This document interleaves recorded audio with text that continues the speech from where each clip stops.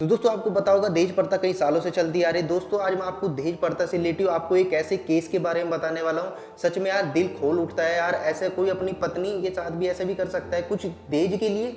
दोस्तों यार मैं आपको वही कहानी बताने वाला हूँ, दिल खोल उठेगा।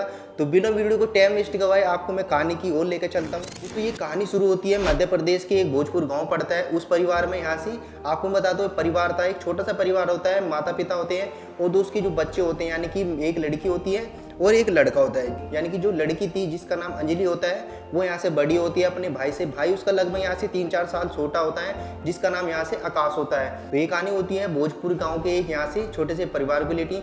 दोस्तों क्या होता है, जैसे सबको पता होगा यार, यहाँ से जैसे जैसे बच्चे की उम्र बढ़ती चली जाती है सभी सोचते हैं कि यार उसको लड़की की शादी एक ऐसे परिवार में हो जाता है जो यहाँ से लड़की की इज्जत करे और यहाँ से जो उसको सम्मान यहाँ मिलता है लगभग यार सम्मान उसको भी वहीं पे मिले। पर उसका क्या होता है, अपोजिट ही होता है। क्योंकि यार जो यहाँ से मायके में परिवार को प्यार मिलता है वो यहाँ से ससुराल में नहीं मिल पाता। बहुत सी लड़कियां ऐसी भी है पूरे शहर में, क्योंकि कुछ यहाँ से दहेज प्रथा के लिए यहाँ से आपको टॉर्चर करते रहती हैं। तो क्या होता है कि जैसे जैसे वो बड़ी होती रहती हैं तो यहाँ से जैसे ही उसकी उम्र बढ़ती जाती है वो यहाँ से अपने कॉलेज भी कंप्लीट कर लेते हैं। फिर क्या होती है, उसकी शादी की उम्र हो जाती है। तो घर वाले क्या सोचते हैं कि यार उसकी यहाँ से कुछ ऐसे परिवार में शादी कर दे जिससे कि वो खुश रहे।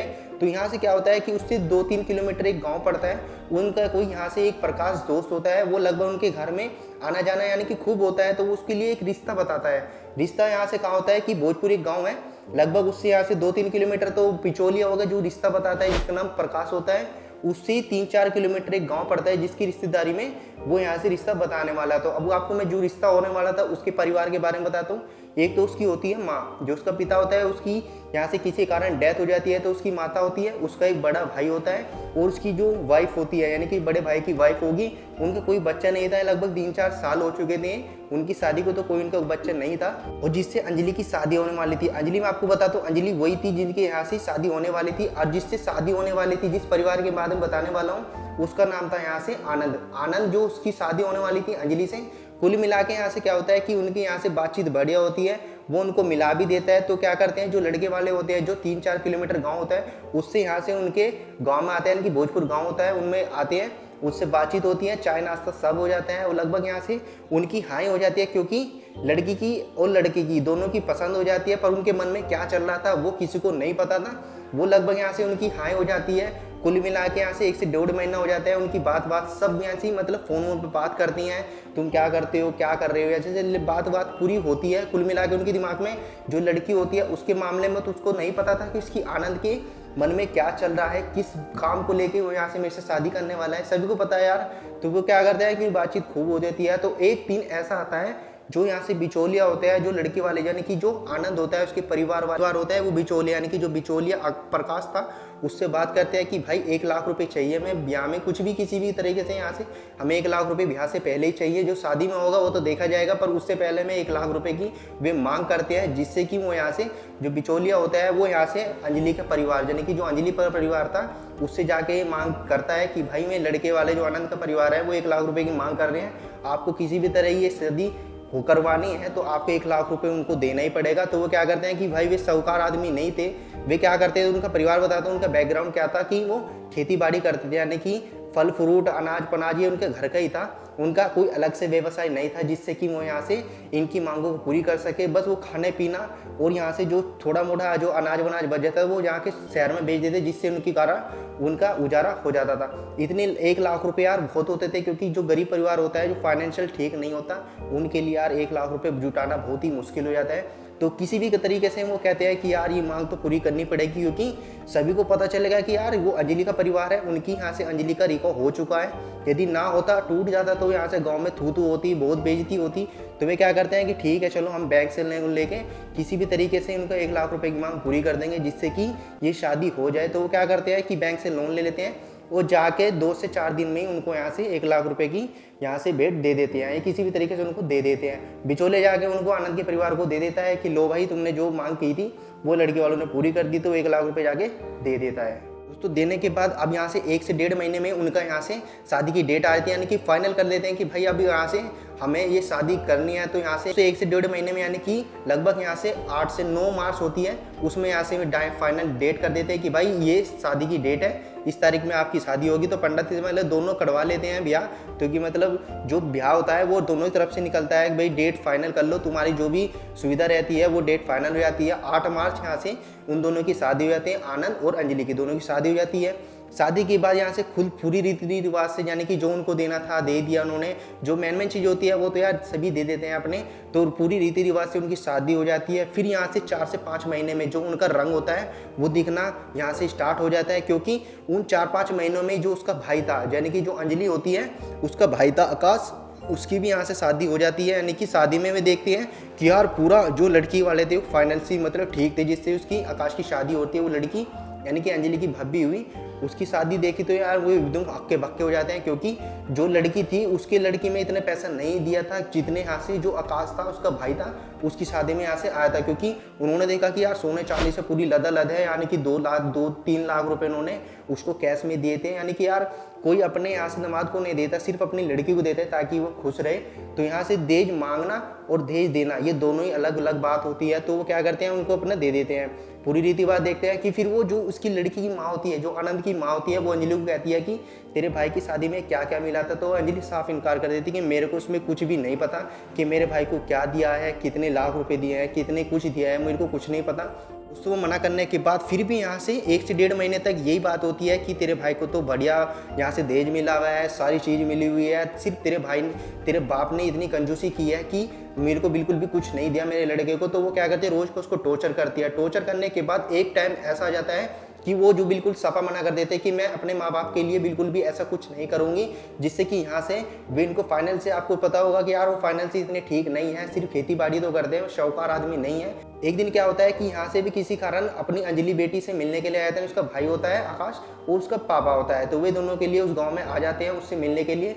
तो उसको अंजलि को यहाँ से मिलने से एकदम इनकार कर देते हैं, क्योंकि जो अंजलि होती है उसको वे यहाँ से एक ऐसे कोठड़े में बंद कर देते हैं। उनका कोई बैकग्राउंड में कोई घर होता है उसमें बंद कर देते हैं कि जब तक ये मांग हमारी पूरी नहीं करोगे, या कुछ भी ऐसे वे मांग कर देते हैं कि मेरे जो खेत है उसमें जब तक वे ट्रैक्टर नहीं देंगे खेती के लिए तो मैं तुमको बिल्कुल भी रोटी नहीं दूंगा, हफ्ते में सिर्फ एक ही बार रोटी मिलेगी। तो वो उसको बाहर से कैद कर देते हैं। एक बैकग्राउंड में एक कमरा होता है, उसमें कैद करने के बाद जब से उसकी माँ, उसके पापा और जो उसका भाई होता है आकाश, वे मिलने के लिए आते हैं, तो वे कहते हैं कि हमको एक बार अंजलि से मिला दो, वो बेचारी कैसी है, कैसे हाल में है, एक बार हमको मिला तो दे। एटलीस्ट हम यहाँ से 4 से 5 किलोमीटर उससे सिर्फ मिलने ही आए हैं।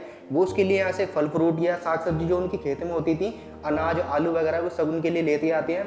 फिर जो आनंद होता है वो एकदम गुस्से में कहते हैं कि हम उसको मिलने नहीं देंगे, वो फिलहाल अभी अपने किसी काम के लिए बाहर गई है। हमारी एक मांग है, जब तक कि आप ये पूरी नहीं करोगे, हमारे खेत में जो ट्रैक्टर है वो ख़राब हो चुका है, हमको एक नया ट्रैक्टर चाहिए। तो वे इसके फेस टू फेस उसके आकाश के पापा से और आकाश से मांग करते हैं कि हमको एक नया ट्रैक्टर चाहिए। तो वो कहते हैं कि हम ऐसे अभी भाई साहूकार आदमी नहीं है, वो एकदम मना कर देते कि भाई हमारे पे जो 1 लाख रुपया था वही हम उसकी किस्त जमा कर रहे हैं, क्योंकि वही हमने यहाँ से लोन पे लिया था। वो कहते हैं कि अच्छा खासा तुम्हें पैसे तो मिल गया होगा ना आकाश की तरफ से, जो आकाश की वाइफ है उसकी तरफ से तुम्हें अच्छा खासा धन दौलत मिली होगी। तो वो कहते हैं कि ऐसा कुछ नहीं है, पर हम यहाँ से देखते हैं जो भी कुछ होता है, हम यहाँ से उसको मांग को पूरी नहीं कर सकते, पर जो भी मार से होता है वो हम आपके लिए जरूर करेंगे। तो वो क्या करते हैं वहाँ से बिना मिले उससे चले जाते हैं। चलने के बाद वो टॉर्चर इतना ज़्यादा हो जाता है अंजलि की तरफ से कि वो बिल्कुल भी हफ्ते भर में एक रोटी देती हैं, वो सूख के बिल्कुल एकदम काटा हो चुकी थी, उसको इतना टॉर्चर किया जा रहा था कि उस पर ढंग से खड़ा भी नहीं हो जा रहा था। फिर वो क्या करती हैं कि वे जैसे जैसे टाइम बीतता चला जाता है, वो एकदम उसके जो माँ बाप होते हैं वो उससे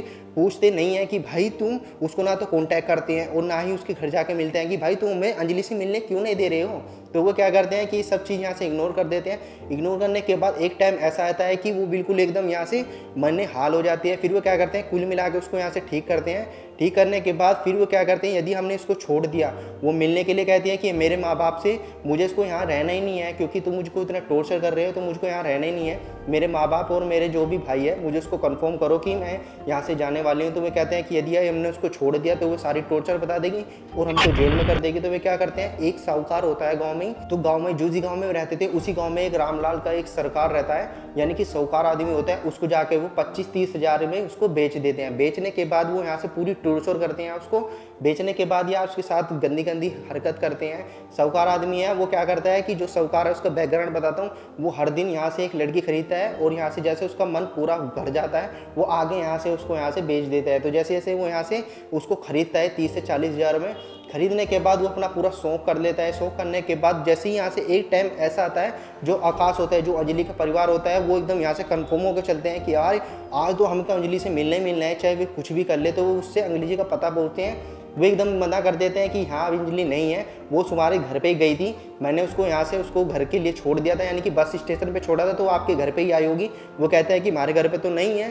तो वो क्या करते हैं, समझ जाते हैं कि यार कहीं ना कहीं उन्होंने गड़बड़ करी होगी। क्या करते हैं, पास का एक थाना पड़ता है, वो जाके वहाँ पे उसकी कंप्लेन करते हैं, फायर करते हैं कि हमारी लड़की का बिल्कुल भी आता पता नहीं है। वो कह रहे हैं कि हमारे घर पे भेजा था पर हमारे घर तक अब तक नहीं पहुंची है। तो वे कार्रवाई करते हैं।